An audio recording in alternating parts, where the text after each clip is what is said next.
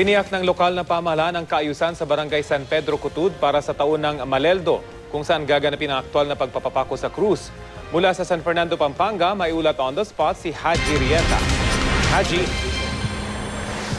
Yes, Rafi, puspusan na ang paghahanda dito sa Barangay San Pedro Cutud sa San Fernando, Pampanga nga para nga sa taon ng Maleldo o yung pagpapapako kay Jesucristo, itong kanilang pagsasabuhay. At ang buong lalawigan naman ng Pampanga ay inalerto na rin ang lahat ng ahensya nang sa ganon ay matiyak na maayos at ligtas ang aktibidad na ito.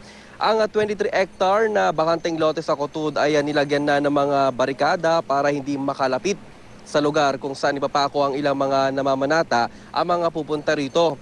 May mga tolda na rin na itinatayo para maging silong ng mga tao na manonood sa Biyernes Santo.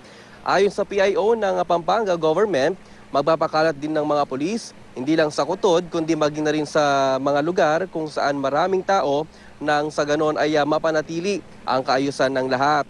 Ang PDRRMO at Red Cross at siyang mangunguna naman sa kaayusan at magbibigay ng pangunang lunas sa mga mangangailangan sa araw mismo ng Maleldo. Ang LTO Region 3 naman na nagtayo na rin ng assistance booth para naman sa mga motorista na inaasahang dadagsa ngayong araw papunta rito sa Pampanga. Kabila na rin ang mga nagpepenitensya sa kalsada gaya ng ilang kalalakihang ito na naghahampas sa kanilang sarili. Ang Simbahang Katolika, paulit-ulit na nagpapaalala na hindi ito ang wastong paraan para isabuhay ang paghihirap ni Jesus. 1950s, nung unang isagawa ang Maleldo dito sa Cutud, pero taong 1962 naman na nagsimula nga magpapako ang ilang namamanata.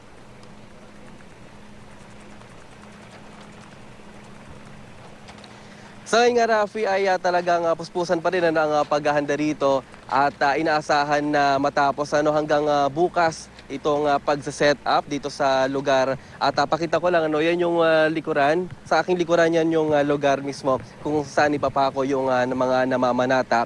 At bukas, Thursday o Holy Thursday, ay ang kanilang dry run para sa actual na pagpapako sa Biyernes Santo. At yan mo ng latest mula rito, balik sa'yo, Rafi.